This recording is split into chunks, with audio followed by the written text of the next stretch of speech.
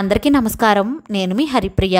Welcome to my channel. ఇవాల్టి వీడియోలో దేవీ శరన్నవరాత్రులు ఎప్పటి నుంచి ప్రారంభమై ఎప్పటితో ముగుస్తున్నాయి, అమ్మవారిని ఏ రోజున ప్రతిష్ఠించుకోవాలి, కలశ స్థాపన ఏ సమయంలో చేయాలి, ఈ నవరాత్రులలో ఏ ఏ రూపాల్లో దర్శనమిస్తారు, ఏ రంగు చీరను ధరిస్తారు, అమ్మవారిని ఏ రంగు పువ్వులతో పూజించాలి, అమ్మవారికి నివేదించవలసిన నైవేద్యం ఏమిటి, ఏ ఏ మంత్రాలతో అమ్మవారిని స్తుతించాలి, ఈ నవరాత్రులలో మూలా నక్షత్రం రోజున ఏ రోజున వచ్చింది, సరస్వతీదేవి పూజ ఎప్పుడు చేయాలి, అక్షరాభ్యాస సమయాలు ఏమిటి అనే చాలా విషయాల గురించి ఇవాల్టి వీడియోలో చాలా డీటెయిల్డ్గా తెలుసుకుందాం.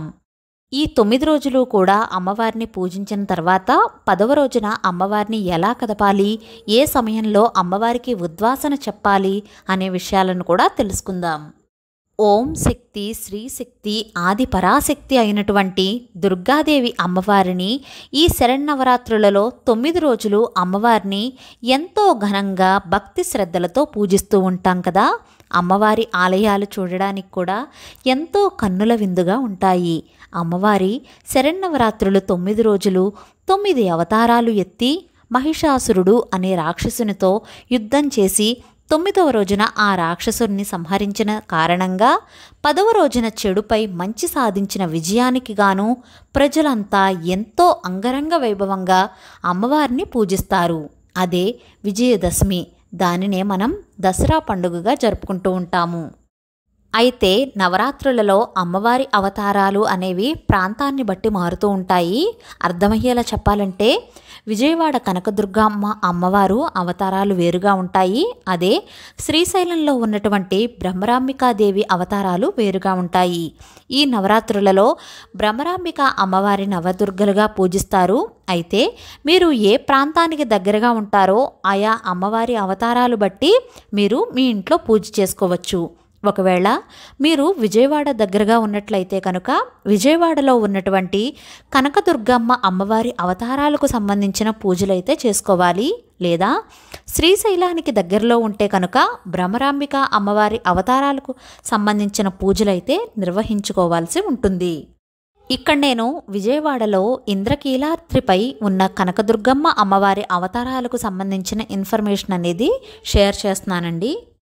ఇప్పుడు అమ్మవారు ఏ ఏ అవతారాలలో దర్శనమిస్తారో ఇప్పుడు తెలుసుకుందాం.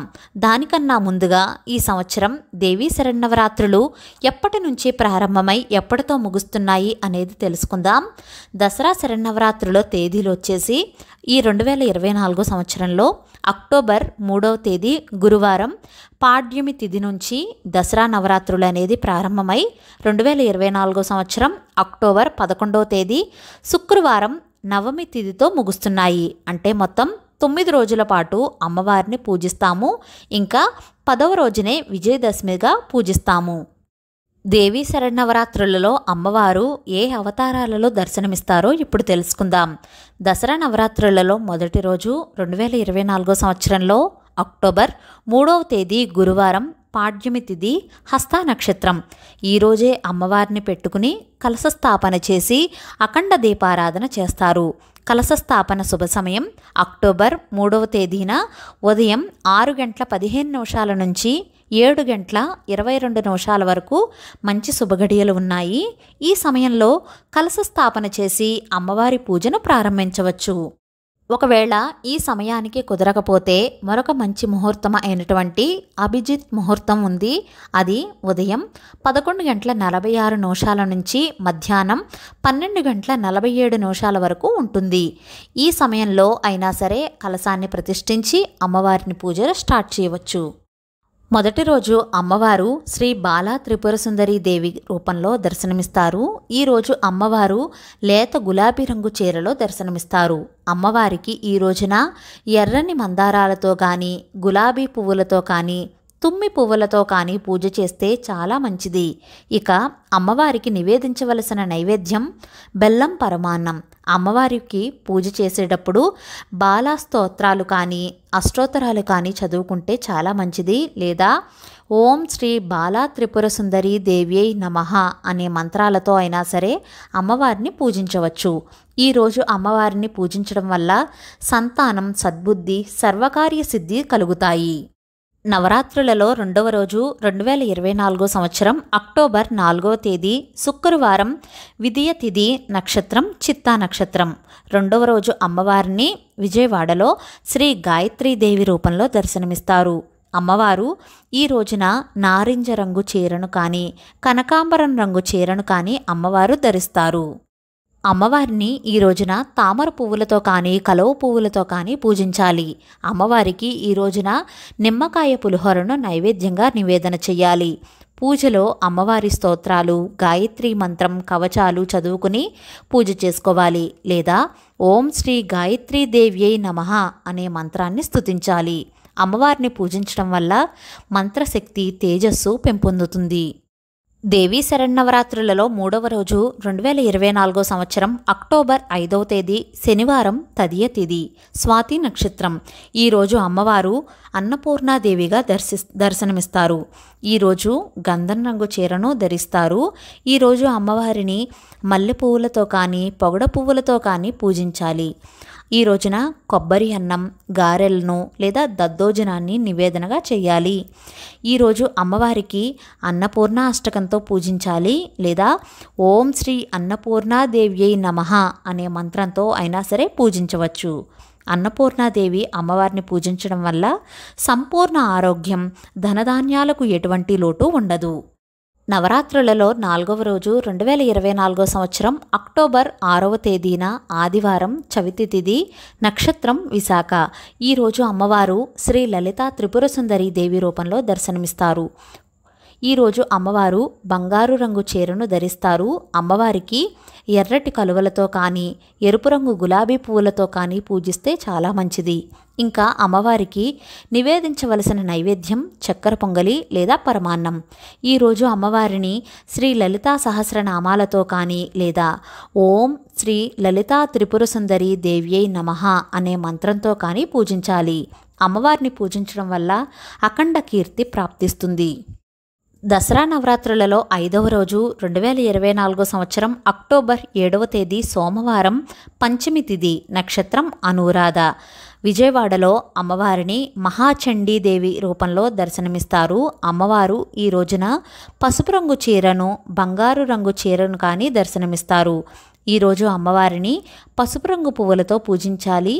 అమ్మవారికి నైవేద్యంగా కట్టు పొంగలి లేదా చలిమిడి, వడపప్పును నివేదన చెయ్యాలి. అమ్మవారిని పూజించేటప్పుడు మహాచండీ స్తోత్రాలతో కానీ, అష్టోత్తరాలతో కానీ, మంగళచండికా స్తోత్రాలతో కానీ అమ్మవారిని పూజించాలి. చండీదేవి అమ్మవారిని పూజించడం వల్ల శత్రుపీడ తొలగుతుంది. నవరాత్రులలో 6వ రోజు 2024 సంవత్సరం అక్టోబర్ 8వ తేదీ మంగళవారం, షష్ఠీ తిథి, నక్షత్రం జ్యేష్ఠ. ఈ రోజున అమ్మవారు శ్రీ మహాలక్ష్మీదేవి రూపంలో దర్శనమిస్తారు. అమ్మవారు ఈరోజు గులాబీ రంగు చీరను ధరిస్తారు. అమ్మవారిని ఈరోజు తామర పువ్వులతో కానీ, కలువ పువ్వులతో కానీ, లేదా గులాబీ పువ్వులతో కానీ పూజించాలి. అమ్మవారికి నైవేద్యంగా క్షీరాన్నం, పూర్ణం బూరెలు, రవ్వ కేసరిని నైవేద్యంగా సమర్పించాలి. అమ్మవారిని లక్ష్మీ స్తోత్రాలు, అష్టోత్తరాలతో పూజించాలి. లేదా ఓం శ్రీ మహాలక్ష్మీదేవ్యై నమః అనే మంత్రంతో కూడా పూజించవచ్చు. అమ్మవారిని పూజించడం వల్ల అఖండ ఐశ్వర్య ప్రాప్తి, ధనప్రాప్తి కలుగుతాయి. దసరా నవరాత్రులలో 7వ రోజు అలంకారం 2024 సంవత్సరం అక్టోబర్ 9వ తారీఖు బుధవారం, సప్తమి తిథి, మూలా నక్షత్రం. మూలా నక్షత్రం ఉన్న రోజున సరస్వతీదేవి అమ్మవారిని పూజించాలి. సరస్వతీదేవి అమ్మవారి రూపంలో మనకు ఈరోజు దర్శనమిస్తూ ఉంటారు. ఈరోజు పిల్లల చేత శ్రీ సరస్వతీదేవి పూజించడం వల్ల, లేదా చిన్నపిల్లల చేత అక్షరాభ్యాసాలు చేయించడం వల్ల చాలా మంచిది. తెలుపు రంగు చీరను అమ్మవారు దర్శనమిస్తారు. తెల్లని పువ్వులతో కానీ, మారేడు దళాలతో కానీ అమ్మవారిని పూజించాలి. ఇంకా అమ్మవారికి నివేదించవలసిన నైవేద్యం దద్దోజనం లేదా పాయసాన్ని నివేదన చేయాలి. ఈరోజు సరస్వతీదేవి అష్టోత్తరాలతో కానీ, లేదా ఓం శ్రీ సరస్వతీదేవ్యై నమః అనే మంత్రాలతో కానీ పిల్లల చేత పూజించినట్లయితే చాలా మంచిది. ఈ విధంగా పూజ చేయడం వల్ల ఆ అమ్మవారి కటాక్షంతో పిల్లలకు సంపూర్ణ విద్యా ప్రాప్తి కలుగుతుంది. దసరా నవరాత్రులలో 8వ రోజు 2024 సంవత్సరం అక్టోబర్ 10వ తేదీ గురువారం, అష్టమి తిథి, నక్షత్రం పూర్వాషాఢ. అష్టమి తిథి ఉన్న రోజున మనం దుర్గాష్టమిగా జరుపుకుంటాము. ఈరోజు అమ్మవారు దుర్గాదేవి అమ్మవారి రూపంలో దర్శనమిస్తారు. అమ్మవారు ఎరుపు రంగు చీరను ధరిస్తారు. అలాగే అమ్మవారిని ఎర్రటి పువ్వులతో పూజించాలి. ఇంకా అమ్మవారికి ఈ రోజున పులగం లేదా కదంబాన్ని ప్రసాదంగా నివేదన చేయాలి. ఈరోజు దుర్గాదేవి స్తోత్రాలను అష్టోత్తరాలను చదువుకోవాలి. అలాగే ఓం దుమ్ దుర్గాయై నమః అనే మంత్రాలతో అమ్మవారిని పూజించాలి. అమ్మవారిని పూజించడం వల్ల శత్రువులపై విజయాన్ని సాధిస్తారు. దసరా నవరాత్రులలో 9వ రోజు 2024 సంవత్సరం అక్టోబర్ 11వ తేదీ శుక్రవారం, నవమి తిథి, నక్షత్రం ఉత్తరాషాఢ. నవమి ఉన్న రోజున మహార్నవమిగా జరుపుకుంటాము. ఈరోజు అమ్మవారు శ్రీ మహిషాసుర మర్దని దేవి అవతారంలో దర్శనమిస్తారు. అమ్మవారు కాఫీ రంగు చీరను కానీ నీలం రంగు చీరను కానీ ధరిస్తారు. అమ్మవారికి ఈరోజు శంఖం పువ్వులతో కానీ నల్ల కలువలతో కానీ సమర్పిస్తూ పూజ చేస్తే చాలా మంచిది. నైవేద్యంగా పులిహోర, గారెలు, వడపప్పు, పానకం నివేదన చెయ్యాలి. అమ్మవారి మహిషాసుర మర్దని స్తోత్రాలు కానీ లేదా ఓం శ్రీ మహిషాసుర మర్దని దేవ్యై నమః అనే మంత్రాలతో కానీ పూజించాలి. ఈ రోజున అమ్మవారిని పూజించడం వల్ల ధైర్యం, విజయం కలుగుతుంది. ఈ రోజుతో దేవీ శరన్నవరాత్రులలో 9 రోజులు 9 అలంకారాల్లో అమ్మవారి దర్శనమిస్తారు. ఇంకా 10వ రోజున విజయదశమి అంటే ఈ 2024 సంవత్సరంలో అక్టోబర్ 12వ తేదీ శనివారం, దశమి తిథి, నక్షత్రం శ్రవణ. ఈరోజు అమ్మవారు శ్రీ రాజరాజేశ్వరి దేవి రూపంలో దర్శనమిస్తారు. అమ్మవారు ఆకుపచ్చని చీరను ధరిస్తారు. ఈరోజు అమ్మవారిని ఎర్రటి పువ్వులతో కానీ వివిధ రకాల సుగంధ భరితమైన పువ్వులతో కానీ అమ్మవారిని పూజించాలి. ఇంకా అమ్మవారికి నివేదించవలసిన నైవేద్యం శాకాన్నం లేదా మహానైవేద్యం. అంటే ఈ 9 రోజులు మీరు అమ్మవారికి నివేదించవలసిన నైవేద్యాలు కూడా ఈ 10వ రోజున అమ్మవారికి నివేదన చేయవచ్చు. అమ్మవారు రాజరాజేశ్వరి అష్టకంతో కానీ అమ్మవారిని పూజిస్తే ఎంతో మంచిది. లేదా ఓం శ్రీ రాజరాజేశ్వరి దేవ్యై నమః అని కానీ అమ్మవారిని పూజించడం వల్ల ఎంతో మంచిది. రాజరాజేశ్వరి అమ్మవారిని పూజించడం వల్ల శక్తి, సౌభాగ్యం కలుగుతుంది. ఈ విధంగా అమ్మవారు 10 రోజులు 10 అలంకారాల్లో దర్శనమిస్తారు. ఇలా 10 రోజులు అమ్మవారిని ఎంతో ఘనంగా భక్తి శ్రద్ధలతో పూజ చేసుకున్న తర్వాత అమ్మవారిని ఏ రోజున కదపాలి, ఏ రోజున ఉద్వాసన చెప్పాలి అంటే కనుక నవరాత్రులు 9 రోజులు పూర్తి చేసుకున్న తర్వాత 10వ రోజున అంటే 10వ రోజు కూడా పూజ చేసుకున్న తర్వాత మహానైవేద్యం నివేదించి అప్పుడు అమ్మవారిని కదపాలి.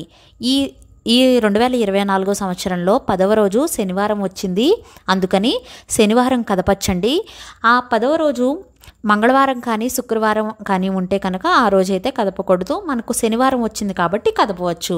కలశాన్ని కూడా ఈరోజే కదపాలి. అఖండ దీపం పెట్టుకున్న వారు ఈరోజే తీయవచ్చు. అమ్మవారు ఉద్వాసన సమయం వచ్చేసి ఈ 2024 సంవత్సరంలో అక్టోబర్ 12వ తేదీ శనివారం ఉదయం 11:15 నుంచి 11:48 లోపు అయితే అమ్మవారికి ఉద్వాసన చెప్పి అమ్మవారి పీఠాన్ని తీయవచ్చు. ఉదయం కుదరకపోతే కనుక సాయంత్రం కూడా పీఠాన్ని కదపవచ్చు. తెలిసాయి కదండి, ఈ నవరాత్రులకు సంబంధించిన పూర్తి ఇన్ఫర్మేషన్ అనేది ఇవాల్టి వీడియోలో ఇచ్చాను అని అనుకుంటున్నాను. మీకు ఇంకా ఏమైనా డౌట్స్ ఉంటే నన్ను కామెంట్ సెక్షన్లో తెలియచేయండి. ఇవాల్టి వీడియో మీకు నచ్చిందా? నచ్చినట్లయితే please like, share, subscribe to my channel. Thank you for watching.